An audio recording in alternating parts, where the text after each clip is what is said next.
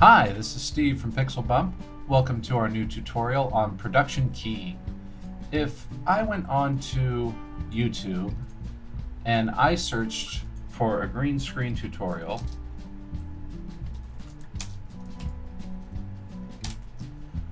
I would get almost 400,000 results.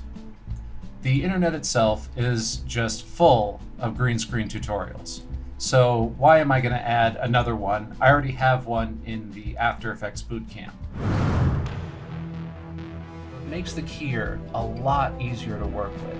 Primet keyer to select my background color, my advanced spill killer.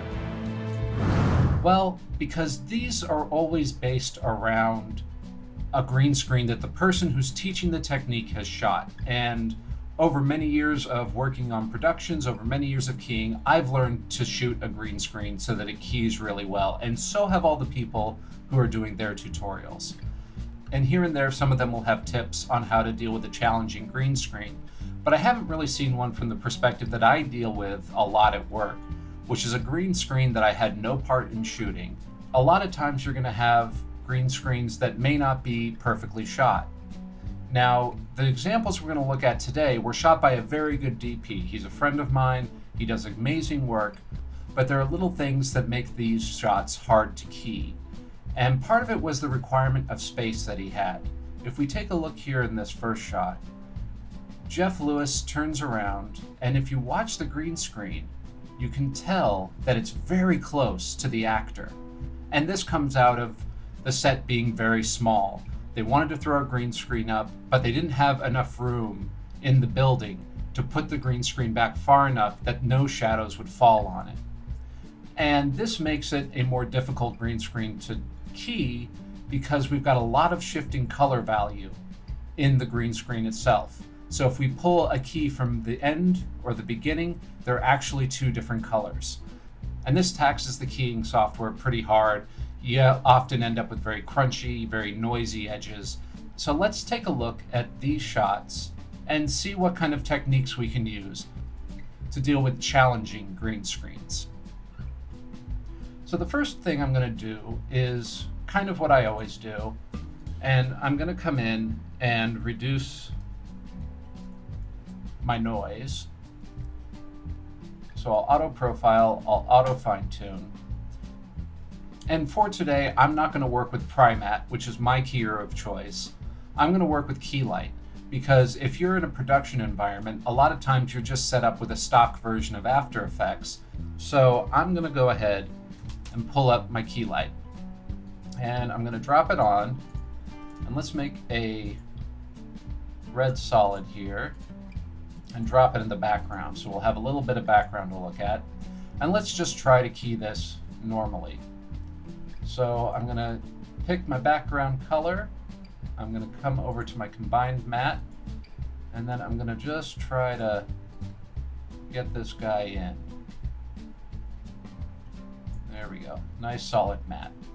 Now if I come back to my final result, we can see really clearly we have just a very harsh edge. And we can try to put in a little softness and maybe shrink it a little bit. And it's not bad, but it's not great. And I think we can do better. So let's go back a little bit. So the problem is that we're trying to really crunch that matte and cover a lot of green screen, a lot of differences in the green screen color. So the first thing I want to do is garbage matte this guy. And it's a fairly static shot. So I'm just going to come in and I'm just going to select really closely around this edge.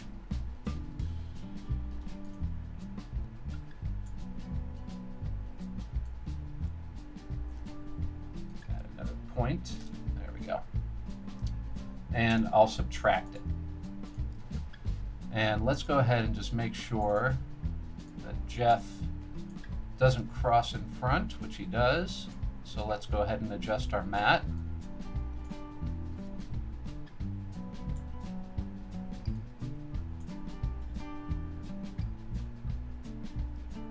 There There we go. So we've gotten rid of a lot of the green color there. That's going to give us a problem. But let's go ahead and try keying it now.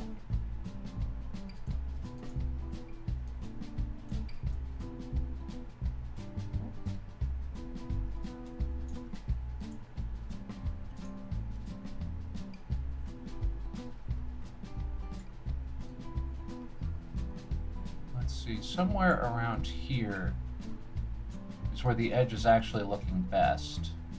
We've still got enough softness. It's not going to be really harsh, but we've got a little bit of extra that we need to key out there. Now in this shot, fortunately, again, it's not too difficult of a shot because it's static and it's locked off. So I'm going to come in, I'm going to create another matte layer here.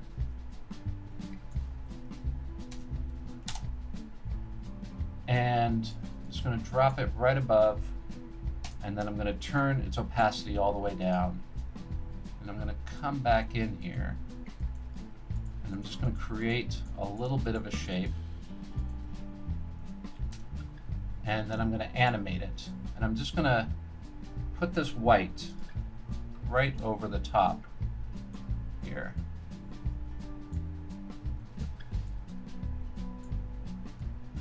It shouldn't take too long. Jeff does his turn and then he's fairly static.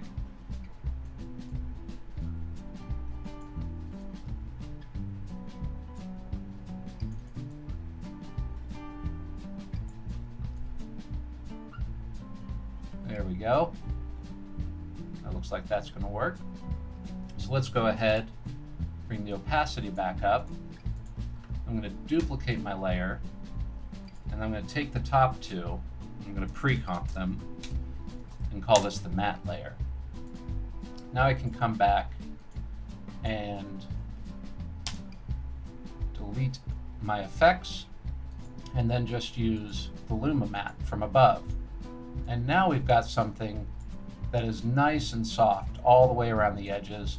We didn't have to do any rollback, so we're not getting any weird interaction at any of these points of intersection. And overall, that's looking pretty good. The only thing I think I want to do at this point is kill the spill. So I'm going to grab the advanced spill killer, drop it on there, and there we go. A very nice key on that shot. If we were to go ahead and throw in a little space background, I think we would see that, yeah, it looks really nice. Let's go ahead and throw a little curves adjustment on it, darken it down. There we go. And I think we've got something that looks excellent. Just a teeny tiny bit. So I'm going to lock my layer here, and then I'm going to come back to my screen matte, and maybe I'll just shrink it. Yeah, a half, and soften it a half. There we go. Now that edge is pretty much perfect. And definitely is an acceptable key shot on a shot with a challenging green screen. So that's one way to handle a green screen like that. Let's take a look at another shot. And here we've got even a more problematic green screen because it's very, very bright in some areas. We've got the folds on it. And again, you can just see that the set was very small. The light is obviously just off screen here. Something that's a little bit difficult to key, but we can definitely do it. So let's go ahead and try a different method on this one. This is one I use quite a bit, and it involves the color key effect. And they've moved it to the obsolete in CC 2014, but it's still fairly useful, just not for what it was intended.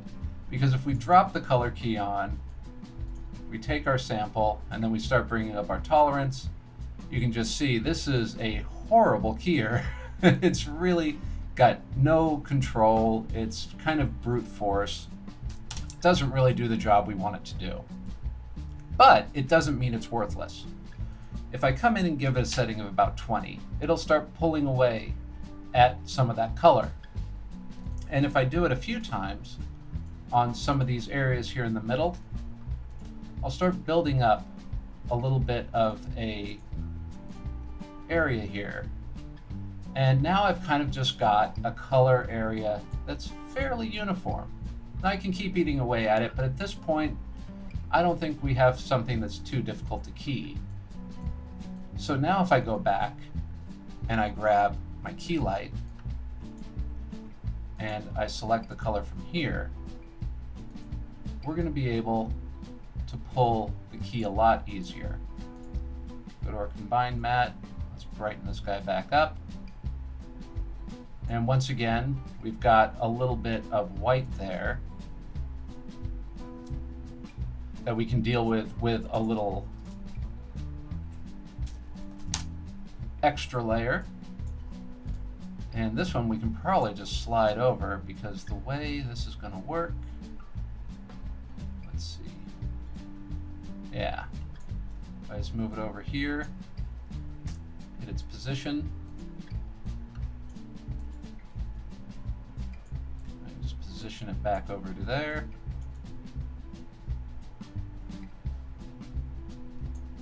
There we go. All right. So let's go ahead, duplicate that guy again, and we'll remove all its effects. We'll pre-comp this. And we'll get another Luma matte. Now, we've still got a lot of that green in here, and it can, oops. So let's take a quick look through. Not bad. There's a second move in there that I didn't look out for, so I need to come back here and wait for it. There it is. Hit another position and slide that guy back over again. There we go. So we've still got a lot of green here. And what if you don't have CC 2014 and Adobe's new plugin? There is another way to deal with this type of color, and I've seen it in a few other tutorials, but I'll go through it again here just so you can have it all in one place. So I'm going to turn off my track mats for a moment, and I'm going to grab my key light, drop it on the top layer, which is completely clean. Just going to grab the green, and I'm not going to worry about anything else. Then I'm going to grab my channel combiner, and I'm going to set it straight to pre-multiplied and solid alpha. And then I'll take its transfer mode and set it to color. And now we've knocked out all the green. So if I come in and I pre-comp this guy, I can now use that Luma matte from above, and I'll have a nice clean key with no green spill. Once again, we've still got a little bit of a line here around. And what we can do to deal with that actually is, let's come back and we're gonna change this guy over to final result, and we can leave our white card just as it is. Now if I come and change this to an alpha matte, I can grab my matte choker and I can use that to roll this back a little bit. And like with all these things, you don't want to push it too hard. And there we have a pretty acceptable key. Now, his hand is a little blurry here, and the shot's a little defocused here. So if you have something like an edge blur, this is where you should use it. So if you come in and just blur out that edge a little bit, it's going to really make the shot seem a lot more natural with the rest of the focus that the camera is doing. So once again, if I come and grab a different star field. We'll throw it in the background. That one's not very pretty. There we go. This one's a little more interesting. Let's scale that up.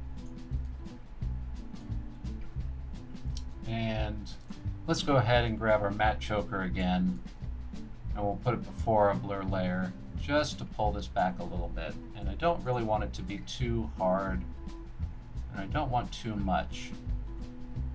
I just want enough to help blend those two together. And if our hand's out of focus, our background would be out of focus as well. Just a little bit. And there, we're starting to get something that looks like a believable composite. So that's two different ways that you can deal with green screens that are a bit challenging. But what if you're asked to key something without a green screen? All right, so let's come over here and take a look at this shot from another Jeff Lewis sketch where we want to do what's called a sky replacement. And that means that we didn't shoot it on a green screen, we shot it against the blue sky, and we want to knock the blue sky out and put something behind Jeff. If we take a look at this shot, we can see that we've got a lot of color values, or a lot of luminance values that are really close in Jeff's clothing and the sky. That's going to make it pretty challenging for the keyer, because this pale blue is going to show up in this area here. White clothing isn't really white. If you look at it, it's got a lot of different colors in it, and some of those are going to be colors that we're going to see in the sky. If I go ahead and just try to key it, we're going to end up with a pretty nasty little result. See right there, we've just lost all of Jeff. So how are we going to deal with that? I'm going to come in and grab a curves adjustment, and I'm just going to try darkening this down. I'm going to come into my blues. I want to see if I can just get them to be a little brighter in some of the areas. There we go. Now if I duplicate that guy, delete my curves off the bottom layer so we have a clean version still, I might be able to get a better color key off of here. So I'm going to come down, grab key light again, and we can already see we're going to get a much better result. Don't be afraid to go in and really attack the footage this way. There's no rule that says you can't color correct and then key, that you have to try to key it just as it was shot. There we go, starting to get a pretty good result. Now, I'm going to come back, I'm going to hit it with a little bit of the matte choker. And the final thing I'm going to do is throw a fast blur on top of it. Maybe just a pixel or two. And that should help soften everything up. Now if I come back and I lumen matte, and we'll duplicate one more time. The reason we'll duplicate it one more time is to the reason we're going to duplicate it this last time is that I want to put the real sky back behind him again.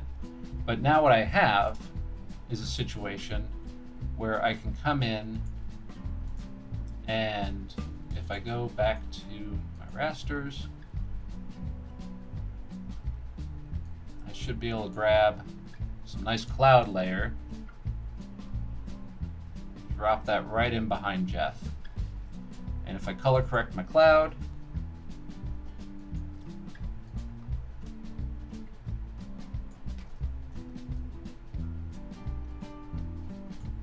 should be able to get it pretty close to looking like it belongs. Let's just eat away at that edge a little bit, a little harsh. But there we go. Now we've got the ability to come in here, put as many clouds or any other elements that we like behind Jeff. So let's take a look at our fourth and final shot. And here we've got the most challenging sky replacement of all. And that is because the luminance levels of the sky and of Jeff's wardrobe are just too close. There's virtually no keying solution that's going to work. Even if I grab my favorite keyer and come in and try to select this out, you can just see we're already in a horrible, horrible place. This is just not something you really want to try to go in and key.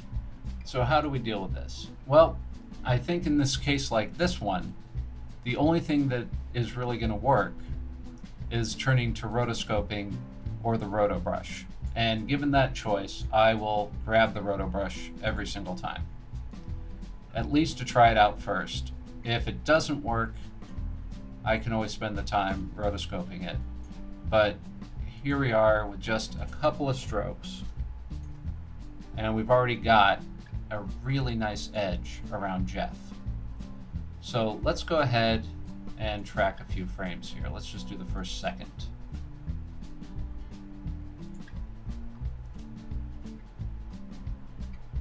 And it looks like it's holding pretty darn well. So what I'm going to do is come back, grab my Refine Edge tool, and I'm just going to go along that exact same outline.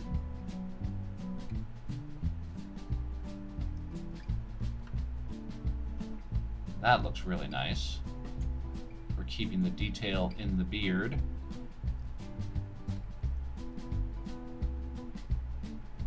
That still looks very nice. So I'm going to come back. Let's duplicate that layer and get rid of that effect. So once again, I can grab my cloud, shrink it on down, and color correct it right back in.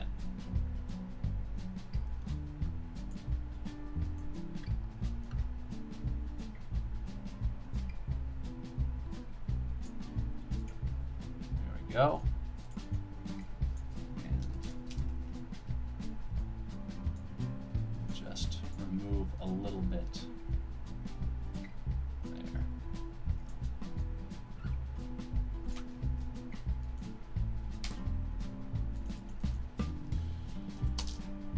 And we'll just fuzz out the edges of that cloud there. And now, once again, we've got a really nice, clean effect that we can go ahead and start compositing anything we want into the sky. And as long as we're here, let's just send Jeff back into space. And there's no problem doing it. All right, so these are just a few ways to attack challenging green screens or challenging keying shots.